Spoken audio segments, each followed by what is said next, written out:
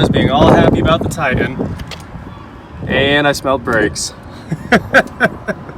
Guess I gotta buy some parts. On today's episode of Watch Chair Go, we work on my 2005 Nissan Titan, even though I wasn't expecting to.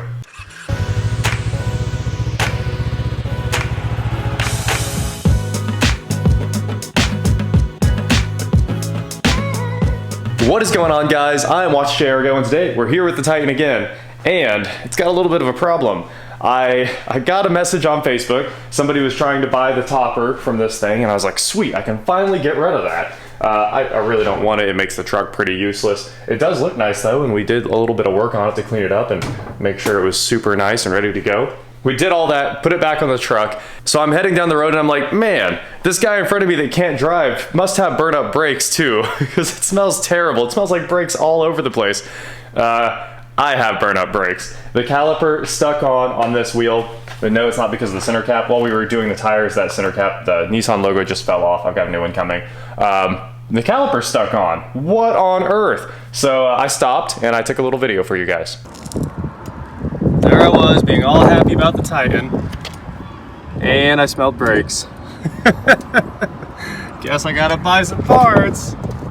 So the guy came and met me there, didn't buy the topper. He has a different bed on his Titan. He's got the shorter one. It's like 1 foot shorter, which is very unfortunate. I really need that gone, and I guess I'll just have to take it to the dump if I can't get some money out of it soon. But now here we are. My clothes smell like brakes, the truck smells like brakes, and I made a quick O'Reilly's run and got some parts. So let's check out the parts. I was super happy to show up and see that they had every part I needed in town, including the caliper. There was only one in town, but they had it. I went to the hub, got it. So, new caliper, 19B 2982. Wagner Thermoquiet brake pads. These are my favorite brake pads. I actually try to get these every time because they're the ceramic ones and they are quiet, and they're QC 1063s. A new brake hose, which is probably what the issue is. I'll have to actually get the wheel off and look, but I bet it's the hose. And it's a BH620513.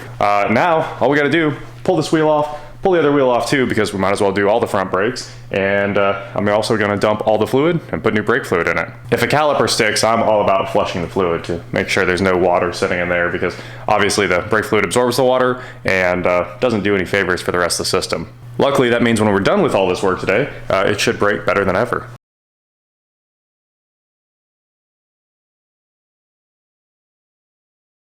Now that we've taken a minute for me to buy some Girl Scout cookies, let's get started on this truck. I mean, I gotta take another break, eat some of these. But we're gonna get the wheel off, get the caliper off, and just rip everything out of there. Put it back together.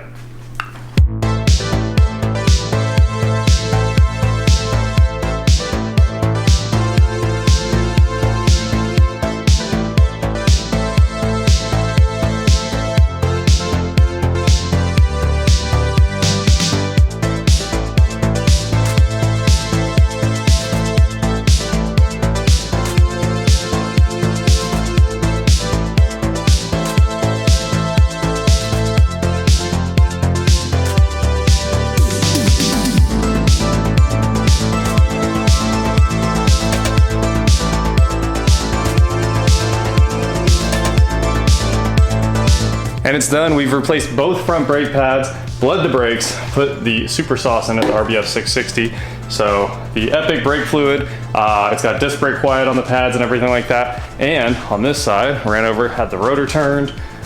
It wasn't really warped or anything, so that was actually kind of nice. It was definitely filled up with pad material though, from those pads were just toast on this side. And new brake hose, new caliper. You guys can see it all looks brand new in there. New banjo bolt, everything. So now I need to return this core and take this thing on a test drive and see if we fixed it. I'm sure it's fixed. It spins pretty freely now, so that's always a good sign. And just ready to go see what happens. Go bed these pads in and head to O'Reilly's.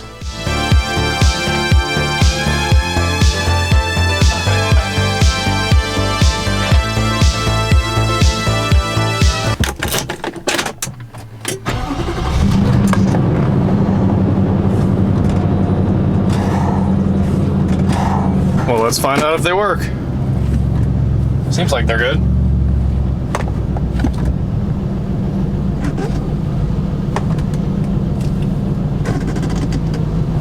Let's bed these pads in like they're hawks. There's 20 mile an hour, gradual stop.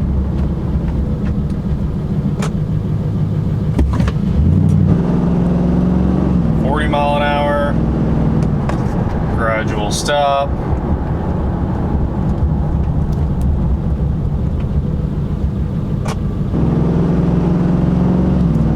and 50 mile an hour gradual stop coming right up.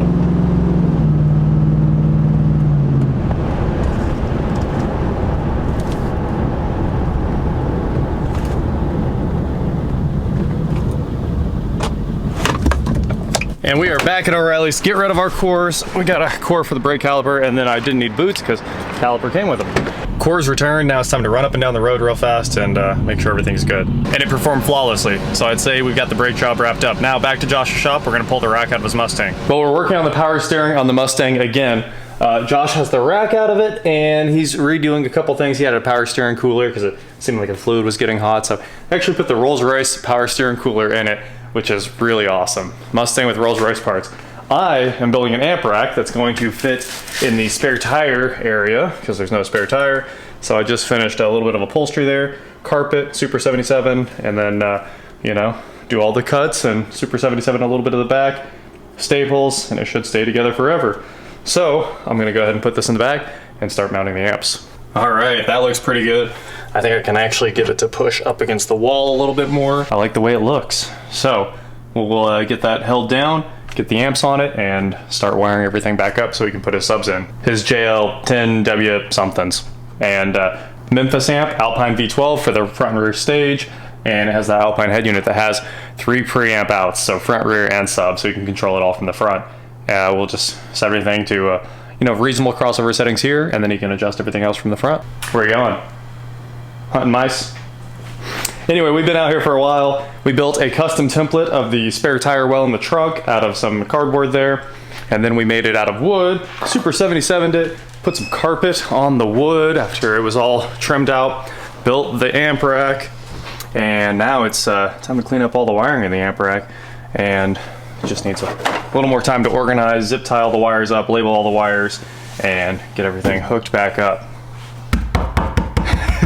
It's gonna hit tomorrow. This is gonna be awesome. Oh, also the subs need to be removable, so weather pack for quick disconnect, like the fanciest quick disconnect. You gotta hit the track and you gotta remove like 50 pounds. Yeah, absolutely. It's actually a big difference, so that makes sense.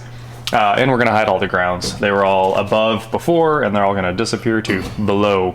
Power wiring's hidden, remote wires are hidden, and of course it's all hidden once the back goes back together. And now with more exhaust. With what? More exhaust? Oh. Ah.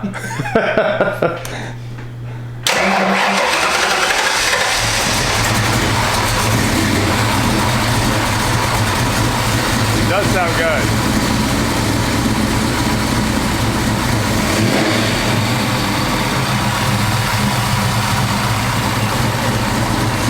It's a little naughty, huh? Need to go drive it. Got it all wrapped up. The subwoofers have a weather pack quick disconnect, so we just pulled the box back out, did a little testing. Check out the amp rack. All the wires are super clean. Battery wires, that's just where they come from, and that's the wires to the quick disconnect. We didn't have enough length to completely hide them, but I think it looks great. And when the carpet's down, you can't see any of this.